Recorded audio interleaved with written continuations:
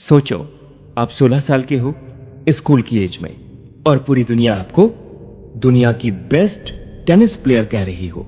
ये किसी मूवी की कहानी नहीं है, ये कहानी है मार्टिना हिंगिस की। एक ऐसी प्लेयर जिसने बहुत छोटी उम्र में दुनिया को हिला दिया।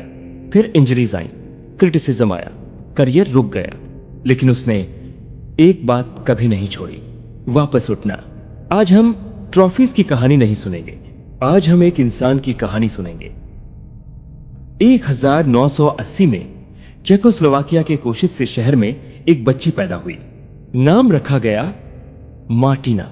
उसकी मां टेनिस प्लेयर थी, उन्हें टेनिस से प्यार था और धीरे धीरे वही प्यार मार्टिना की जिंदगी का हिस्सा बन गया। बहुत छोटी उम्र से ही उसके हाथ में रैकेट था। जब दूसरे बच्चे सिर्फ खेल रहे थे, मार्टिना टेनिस को समझ रही थी। कुछ सालों बाद उसकी मां उसे लेकर स्विट्जरलैंड चली गई। नया देश, नई जिंदगी, नया माहौल, लेकिन एक चीज नहीं बदली, टेनिस के लिए उसका जुनून। उसने प्रैक्टिस की, सीखा, गलतियां की और फिर से कोशिश की। उस वक्त शायद किसी को नहीं पता था कि यह छोटी सी लड़की एक दिन टेनिस हिस्ट्री का हिस्सा बनने वाली है। मार्टिना ने बहुत कम उम्र में प्रोफेशनल टेनिस खेलना शुरू कर दिया और फिर आया वो दौर जिसने उसका नाम दुनिया भर में पहुंचाया।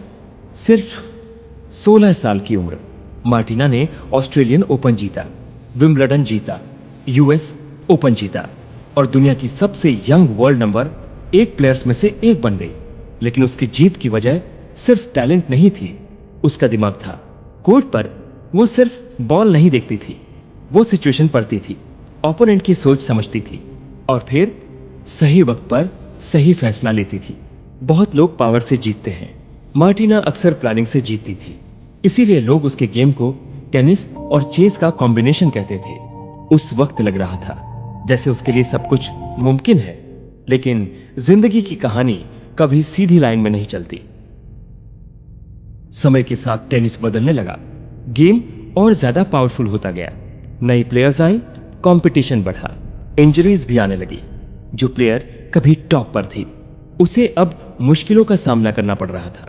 2003 में मार्टिना ने रिटायरमेंट का फैसला लिया, सिर्फ 22 साल की उम्र में। बहुत लोगों को लगा कहानी यहीं खत्म हो गई, लेकिन जिंदगी में हर ब्रेक एंडिंग नहीं होता, कभी कभी वो नेक्स्ट चैप्टर की शुरुआत होता है। मार्टिना वापस आई और सिर्फ वापस ही नहीं आई, बल्कि फिर से कॉम्पीट किया, फिर से जीती, फिर से अपनी जगह बनाई। बाद में डबल्स टेनिस में उसने एक नया चैप्टर लिखा और जब उसकी पार्टनरशिप सानिया मिर्जा के साथ बनी तो दुनिया ने एक और बार उसकी क्लास देखी। दोनों ने मिलकर कई बड़े टाइटल्स जीते। ये सिर्फ टेनिस पार्टनरशिप नहीं थी, ये प्रूफ था कि कभी कभी नई सक्सेस पुराने तरीके से नहीं, नए तरीके से मिलती है। मार्टिना हिंगिस की कहानी हमें एक सिंपल बात सिखाती है, जिंदगी सिर्फ तब नहीं होती जब सब कुछ सही चल रहा हो।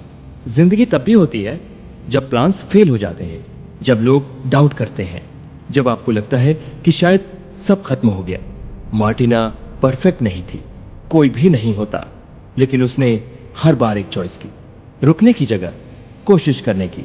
और शायद इसीलिए उसकी लेगेसी सिर्फ ट्रॉफीज में नहीं है, उसकी लेगेसी उस हिम्मत में है जो हर सेटबैक के बाद भी खड़ी हो जाती है।